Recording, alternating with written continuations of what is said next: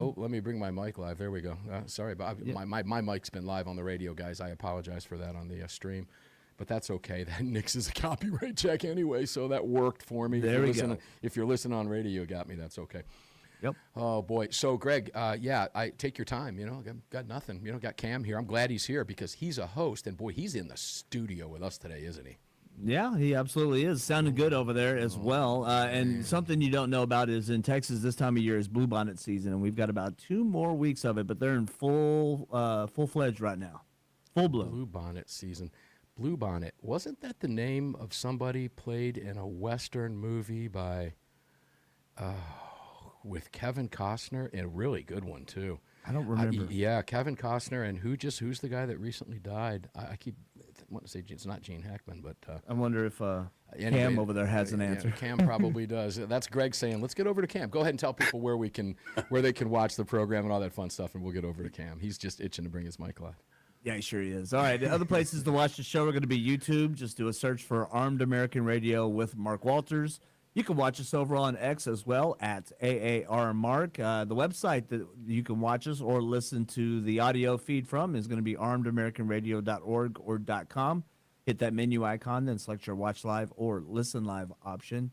Lastly, if you'd like to join our live chat, just download Telegram, create your profile, and search for Armed American Radio Conversations. All right, well, we're 2 minutes into it, Cam. Cam Edwards, BearingArms.com, and Cam Company. How you doing, man? I'm just going to count on you today. I love having you in. And boy, say something again. See, I told you. I said I'm good. Oh, I know. It sounds like I'm right there with you, doesn't it? Isn't it amazing? It sounds fantastic, and I love when a Why haven't we been doing this all along? That's my question. Well, I'm going to blame Greg. He never reminds me. My fault. He never reminds me. Well, you don't have to hold a phone up and all that fun stuff, and you're live in the studio with us at Salem, just like I am, and it's a beautiful thing. Cam, we have a lot to talk about. And whenever I have you on the program, I try not to give myself a bullet point list. I try to avoid that because you and I are pretty much up on the topics. We're of like mind. And before we get started, I just want to ask you to give us a Virginia update because you're in Virginia and we got 13 desks on the tyrant's, or 13 bills on the tyrant's desk. Where are we in Virginia at this point? Can you give us an update here? Yeah, I mean, right now we're in a holding pattern. So those bills, as you say, have gone to Governor Abigail Spanberger, not acted on them. And I think it's going to be really interesting to see what she does with these bills. I don't anticipate her vetoing any of them. She has until April 13th to sign them, or else they become law without her signature. And then about 8 days later, on April 21st, that is election day for this gerrymandered redistricting that the Democrats are trying to shove down our throats, where the Virginia congressional map would go from 6 Republicans, 5 Democrats to 10 Democrats, 1 Republican, the way that they've drawn these maps, which, by the way, I just found out are still subject to change. So we don't actually know what maps we're voting on. They could try to do an 11-0 map after voters give the Democrats permission to redraw them. So what we've been seeing in Virginia right now is that Republican turnout in early voting is really high. Yeah. So there are a lot of Democrats who are starting to quietly, and in some cases not so quietly, freak out about this. They thought this was going to be a done deal. Spanberger won by, I think, 15 points last November. Democrats took a supermajority in the House of Delegates. They thought, this was a slam dunk. Yeah. And it doesn't look like that's going to be the case. So there's a lot of speculation that she's waiting, and may not hold a big signing ceremony. Maybe she just lets these things, try to quietly become law without her signature. That's my question. Would that because of Republican turnout, which, by the way, Republicans in Virginia, where were you in November? Okay, we can't cry over spilled milk now. Cam, I'm listening to you. I want to reach out and touch you. I'm trying to reach out at the camera and just touch you. You're so close to me. It's so creepy. I told you it was almost weird, didn't I? It's so good. Yeah. But I wonder now, out loud, with Republican turnout as high as it is, 2 things come to mind because they are very vindictive, not just in Virginia, and particularly Spanberger herself. But Democrats as a whole, as a party, are very vindictive. Just look at what's happening in Washington right now with the shutdown, TSA, et cetera. It's just the way they play pool. But I'm curious. This might be a way for her to just sign some of the bills, but let some of the more controversial. They're all controversial to all of us, but maybe to the Democrat Party. And let's say controversial. Let's take the one that's at the front of everybody's mind, and that's the assault weapons ban, right? That she might let that just become law so that she can claim a more moderate position while letting it become law. And then let me dovetail back here with that. When it comes to the redistricting map, how in the world can they be trusted if they've redrawn that map and then have the ability? That's news to me. That's the first I've heard of that, was from you today. I did not know that they could do that and say, okay, well, we got it. Now we can change it to whatever we want. It doesn't have to be etched in stone. How does that work in Virginia? They're making it up as they go along right now, honestly. I mean, they've had to, suspend the Constitution. They've had to rewrite the rules of the legislature. The entire thing is still a challenge. There's a provision in the Virginia Constitution that talks about ballot measures and the language that has to be used. And, it's supposed to be clear. It's supposed to be understandable. It's not supposed to be partisan. This language talks about, do we want to give the legislature permission to redraw these maps in the interest of fairness? And then it'll supposedly go back to normal in 2030 when a commission is supposed to draw these maps on a nonpartisan basis. So, I mean, it's so screwed. It really is. What a mess. As far as it's an absolute mess. But as far as her, signing some bills and then allowing some to quietly go into law, I don't think that's going to work. Because the news reports are going to say Spanberger signed X, Y, and Z and allowed A, B, and C to become law without signing it. But there's still going to be it's still coming, it's right? Still law. These laws are still going to be enacted. So I think the big question is, do they go ahead with the big signing ceremony? Because listen, Virginia was ground zero for gun control this year, and the Democrats delivered for the gun control lobby, right? So moms demand action. Everytown, Giffords, Brady, they all want that photo op with the governor. Oh, yeah. They all want to stand in that office. They all want their commemorative pin, right? Is the governor going to give that to them? Well, they'll take the W without that, though. Let's be real. They'll take the W without that. We know that.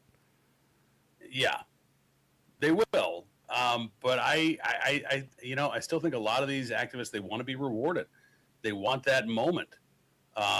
Whether it's ego, whether it is, just that pat on the back that you get from politicians like Spanberger, that matters to, I think, some of these activists. So, sure.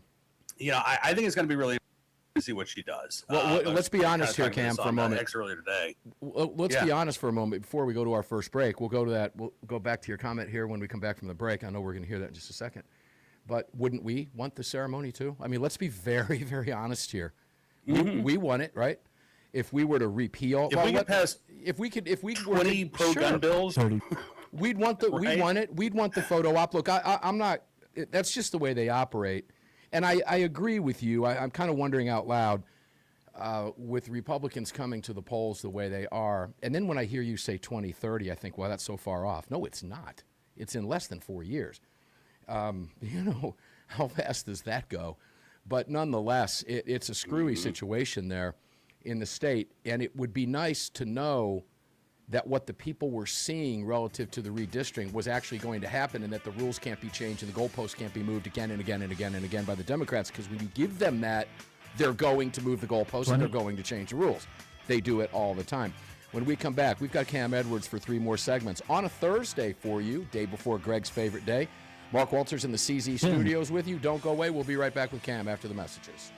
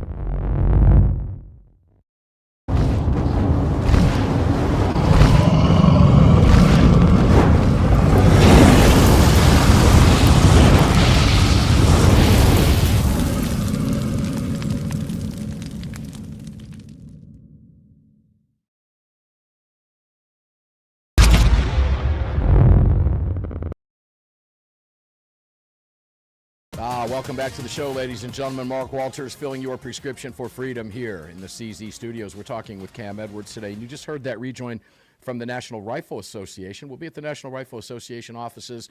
I don't know where that came from. It's a Thursday, Greg. It's a Friday for you, but still a Thursday for me. But nonetheless, we will be at the National Rifle Association annual meetings over on Media Row, Voices of the 2A. So make sure to stop out and see us. And many of you are. I've heard from a bunch of you.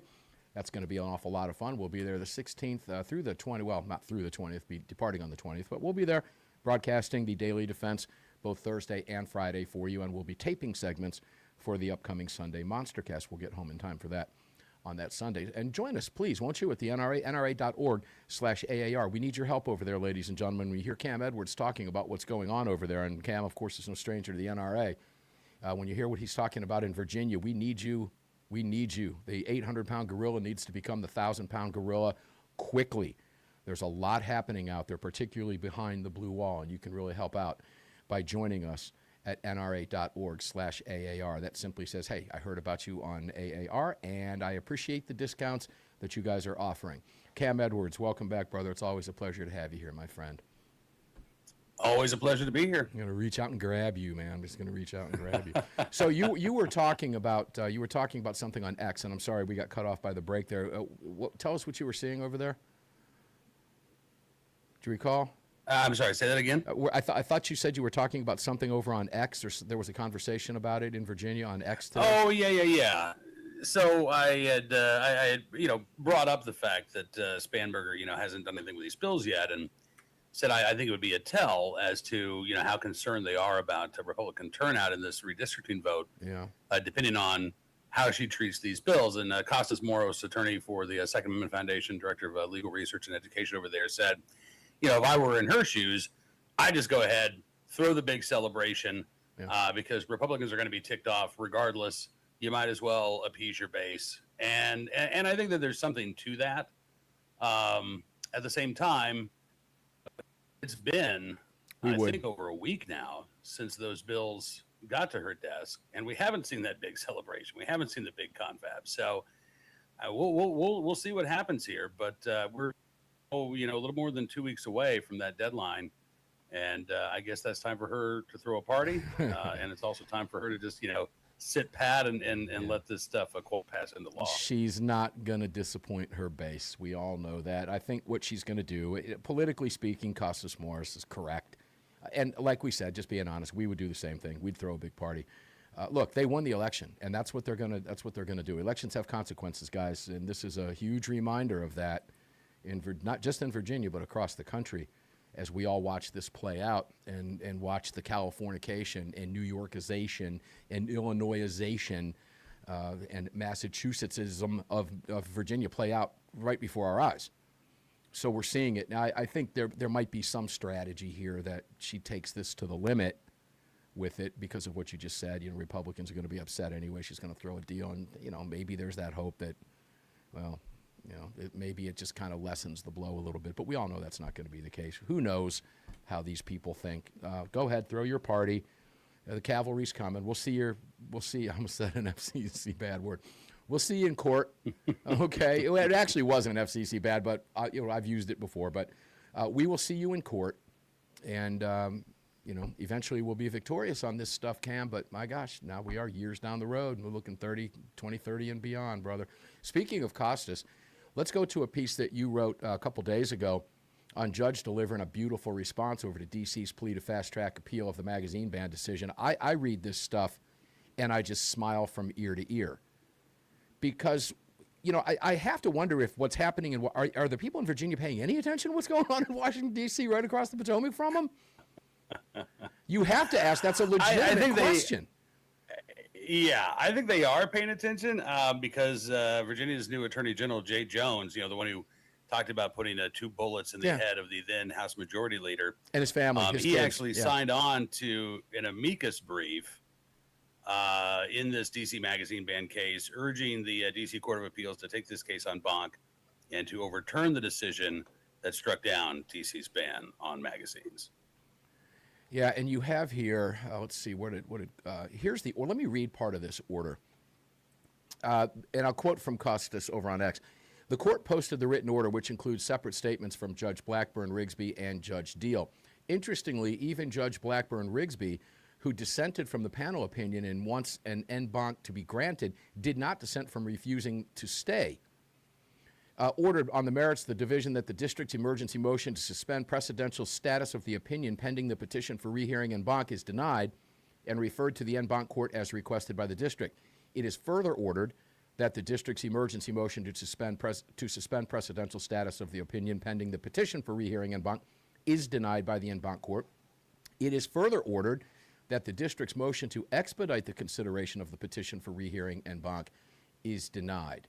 It is further ordered that within 14 days from the date of this order, Appellate Tyree Bensey is directed and Appellee United States is invited to file a response to the petition for rehearing en banc. And it goes on, but where Costas also gets into the weeds, as you've pointed out, Deal writes to explain why D.C. is being ridiculous. He notes that, one, prosecutions for possession of a magazine of more than 11 rounds have stopped for more than 6 months, so there's no change on the ground anyway. So why? Yeah, why DC the can rush? still prosecute this. Well, that's the great question, right? I mean, so DOJ decided 6 months ago they weren't going to, prosecute these cases. Yeah. DC's local attorney general can still prosecute and has, but basically, as Deal said, the only enforcement that's been taking place, a handful of cases involving juveniles, and those individuals were also facing a variety of other offenses. So I believe if you're prosecuting this at the local level, it's a misdemeanor offense. We're talking about juveniles who would have been arrested, largely charged with violent crimes or illegal gun possession. The possession of the quote-unquote large capacity magazine, that's a fairly minor offense compared to the other charges that they're facing. But yeah, the district maintains that, the sky is falling, that chaos is going to ensue if the magazine ban is not immediately reinstated. And Judge Deal said, quote, "This is a flimsy prediction for two reasons. One," he said, "there's no evidence or so much as an anecdote about a similar flood after the United States stopped prosecuting these offenses 6 months ago. And in the same breath that the district tells us that between 2018 and 2022, an average of 47% of firearm prosecutions involved 11 plus round magazines. So it appears as if the ban wasn't doing much to keep them out in the first place." Unsurprisingly, he added, "given how easy they are to lawfully procure in neighboring states." So yeah, anybody who, wants a large capacity magazine in the district can get one. The ban was not keeping these magazines out of the district. And by the way, violent crime continues to fall. I checked just a couple of days ago. There have been 11 homicides in Washington, D.C. so far this year. Now, we still That's have amazing. That is amazing. National Guard is still there. I know Trump was talking today about keeping the Guard in D.C., and those numbers are incredible. And ladies and gentlemen, it's not because of magazine bans. It's because the National Guard is on the street, and it's working. In fact, the mayor admitted as much. Maybe she should have a conversation with people like Brandon Johnson and maybe Governor Hochul and maybe Pritzker et al. We'll be back. 2 more segments with the great Cam Edwards. You can check him out at Cam & Company and BearingArms.com. We'll be right back with Cam.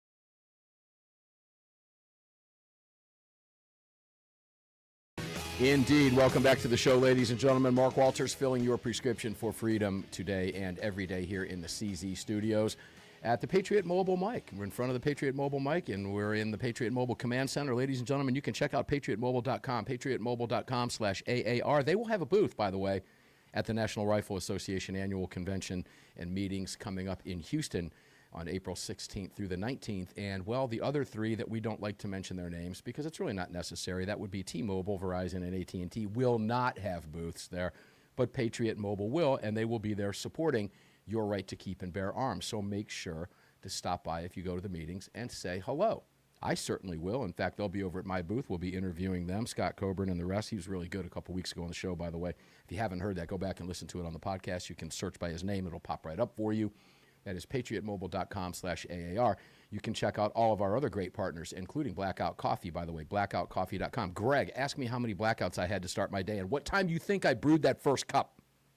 I don't know. What time did you black out this morning? Oh, how many cups of blackout coffee did you have this morning? 2 before 4:30 a.m. Wow. Yeah, that's the second day in a row. That's okay. That was for guitar practice and all that stuff for a few hours. Like to get up early and do that, not bother anybody. You know what I'm saying? Just throw the headphones on. It's good rock and roll for a couple hours. I'll be back at that later today. Blackoutcoffee.com, ladies and gentlemen. Blackoutcoffee.com/AAR.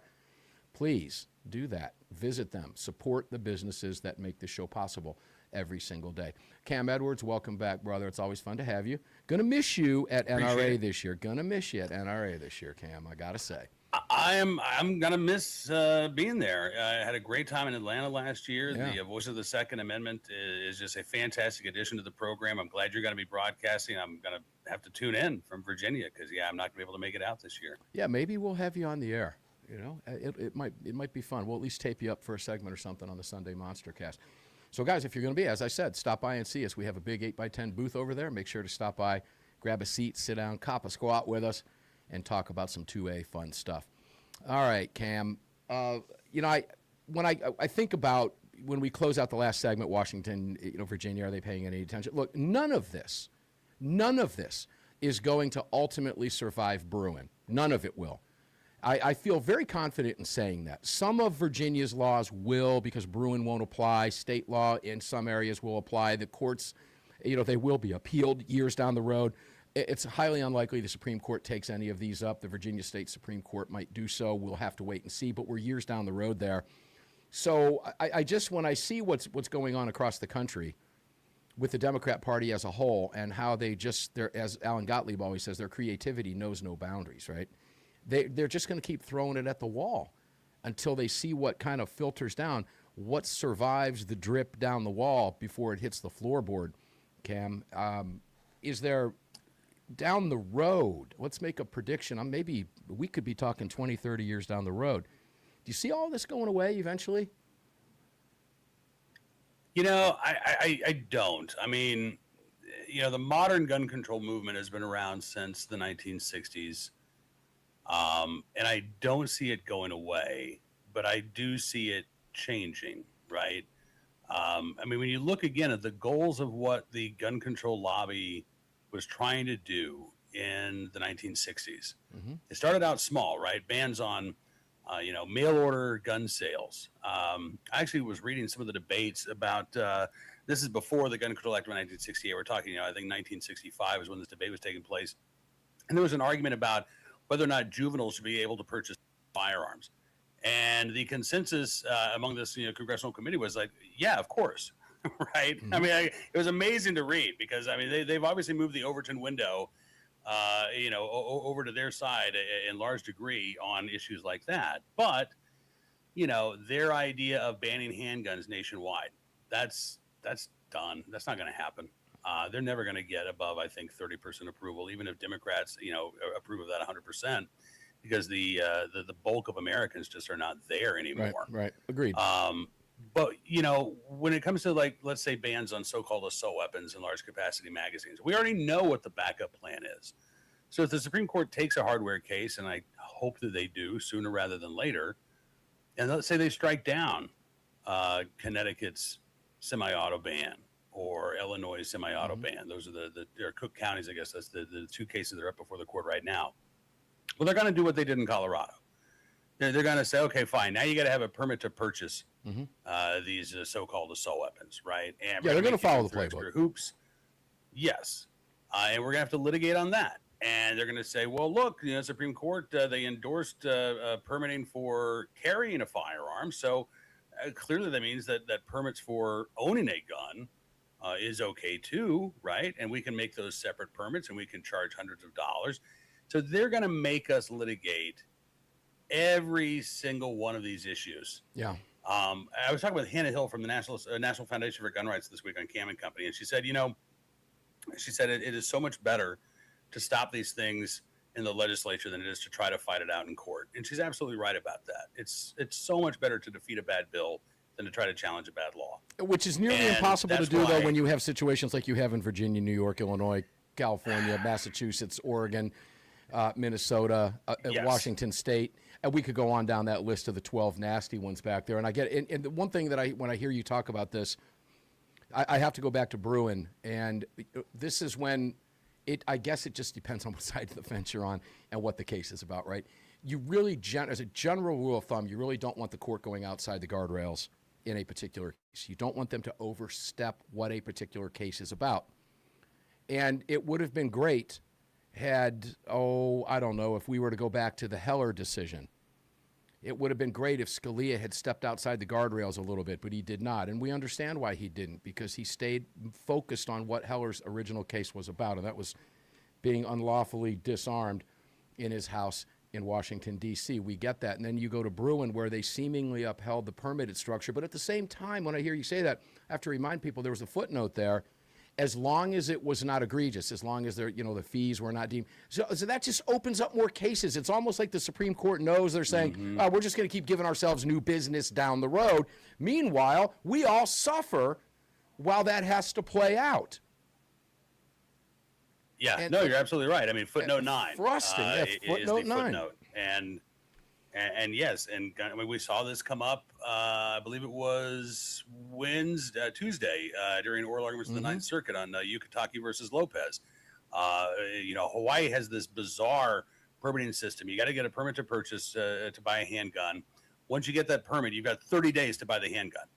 And if you don't buy the handgun within 30 days, the permit expires. And then once you buy the gun, you've got 5 days to bring it to your local police department so they can inspect it and make sure that it's okay.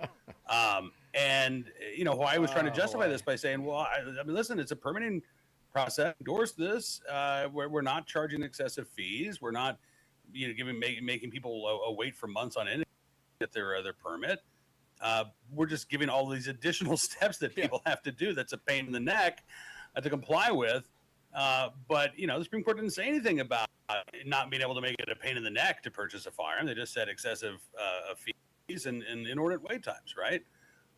So yes, the Supreme Court, in making these decisions narrow, has led to this where you say it's just we're now fighting over every paragraph, every addendum to a piece of legislation, and what would be nice, at least some a few big overarching statements 30 in one of these decisions. Maybe we'll get some in Wolford when it comes to gun-free zones, although I doubt it. But it would be nice for the Supreme Court to actually say, listen, here are some no-go zones. Here's what you can't do, so that we could thwart some of these anti-gun measures off at the pass. We don't have to litigate. Yeah, there's a perfect opportunity for that when the court takes up a quote-unquote, and I'll use your new term in Virginia, an assault firearms case, because that's the new lingo that the Democrats have come up with in the state of Virginia. And since that's the playbook, ladies and gentlemen, we'll use their term. When we come back, we'll wrap that up, because that does open up a couple of questions about what could happen in the face of that. The court could say enough is enough when it comes to a quote-unquote assault weapons ban case. And I'm going to play that Michigan Grand Rapids mayor tape for Cam. Can't wait to get his response. One more time. We'll be right back.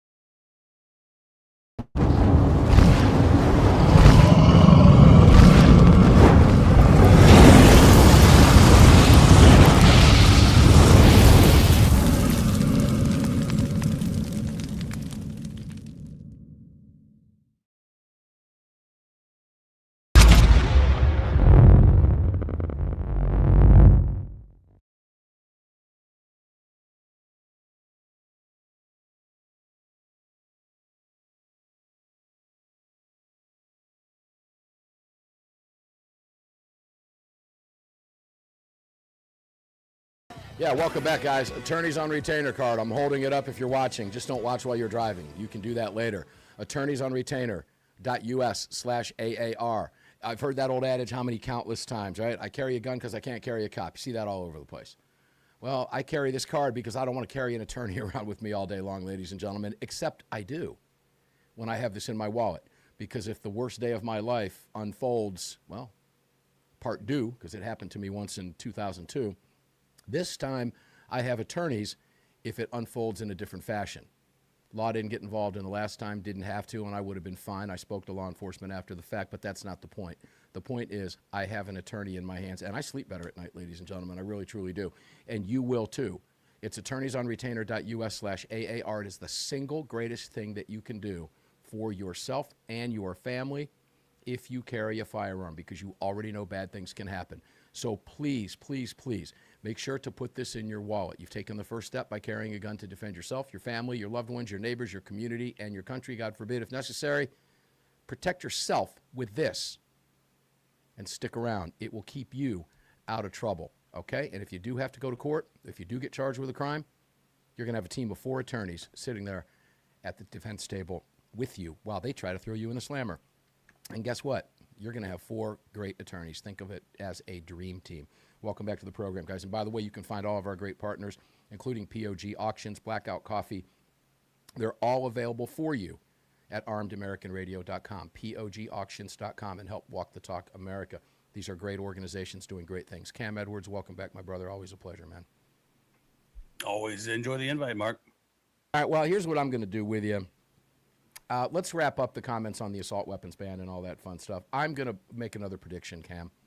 The court's going to take one of these cases, and I do think the breadth and scope of a decision in an assault weapons ban case is going to be a little bit broader than some of the other narrow decisions that we've seen here, because I think it will likely be tied with hardware, and I think Bruin laid the framework for the courts to do just that. I hope I'm right. I mean, I could be wrong, but do you get that sense as well? I've kind of given up. I hear you. Trying to predict what the Supreme Court's going to do with the hardware case. I mean, my thinking is that the court is waiting for the Third Circuit. Cheeseman and the related case dealing with New Jersey's ban on so-called assaultments in large capacity magazines. Oral arguments were heard, I believe, back in October. This is an en banc case at this point. We expect that, just given the makeup of the Third Circuit, we're going to get a good decision. It's just a matter of when. The Supreme Court's been hanging on to these 5 hardware cases for months now. They haven't dismissed them. They haven't taken them. So I think they're waiting for that circuit court split to develop. The big question is, what happens if the Third Circuit doesn't release its opinion before the end of this term? Will the Supreme Court continue to hold on to these cases? Will they just deny cert outright? I mean, like, if you think about that, Duncan versus Bonn is one of these cases. If the Supreme Court denies cert in Duncan, then all of a sudden you've got hundreds of thousands of California gun owners who will be in illegal possession of their quote-unquote large capacity magazines. I don't think the court wants to do that. I'm sure there are at least 4 justices in the court that don't want to do that. So it may just be a matter of, the calendar. And if the Third Circuit doesn't come through before, the end of will we see the court say, all right, would love to see the circuit court split develop. We know it's coming. But enough is enough. Probably grant cert to one of these cases. Yeah. I don't know. And the problem is either. we never know what goes on in conference. We don't know that, and we never find out after the fact either. So we simply don't know. We can only speculate and take an educated guess based on what we've seen in the past. And there really is no way to judge something like this. I'm hopeful that the court, and the reason I say that, Cam, is because of Kavanaugh's opinion in the refusal to take the Fourth Circuit Brown, formerly the Snopes case. That lends me a little bit of confidence that we've never quite seen before. So I think we say that a little bit safer in this case than, maybe others that have come before it or didn't come before it or should have come before it that didn't because the court didn't decide. Who knows? However, that opinion that he wrote seems to lend a little bit of credence to the court wanting to be a little bit aggressive here. So fingers are crossed. And guys, if you're in Virginia, you really need this to happen quickly or you're going to have to move to a free state. I mean, it's pretty much that simple. Greg, I don't know if we have enough time to play the Michigan tape. Let's just play a little bit of the Grand Rapids Mayor quickly. I want to get Cam's comments on this. We'll stop it if we have to. Go ahead.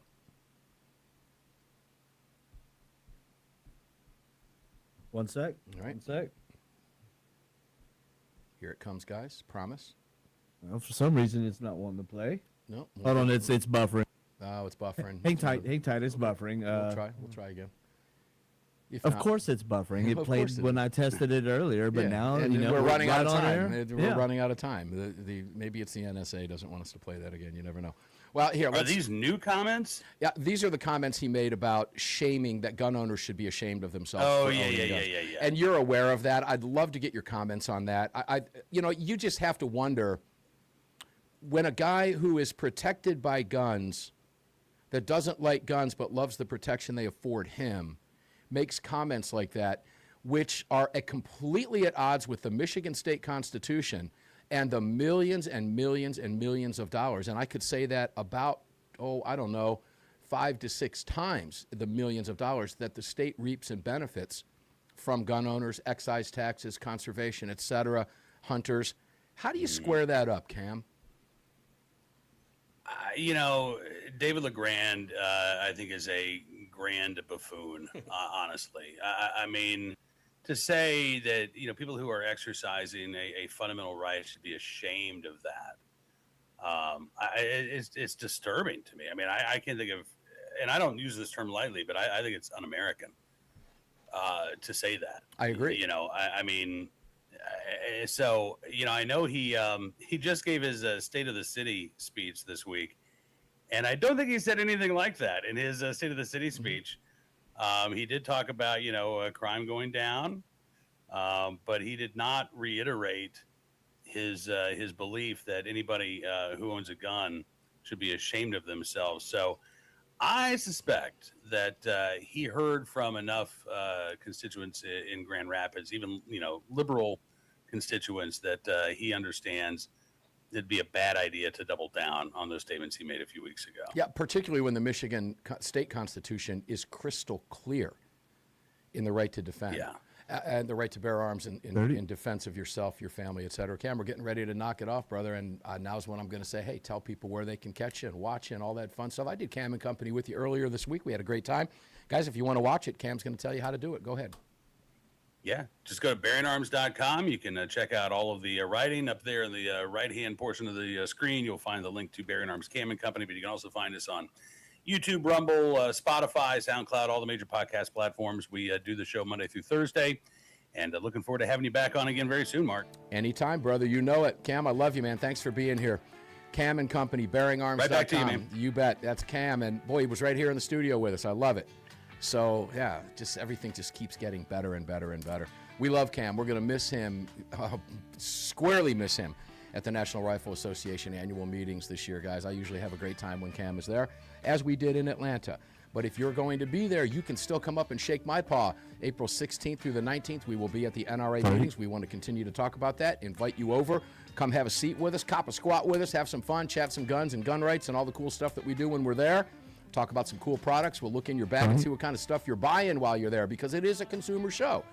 So you can also join us at nra.org/AAR. And don't forget, ccrkba.org/AAR, and try to win that Ruger Precision Rifle. It's all explained for you right there on the page. Enjoy your day. Stay safe, guys. We'll see you on the radio tomorrow.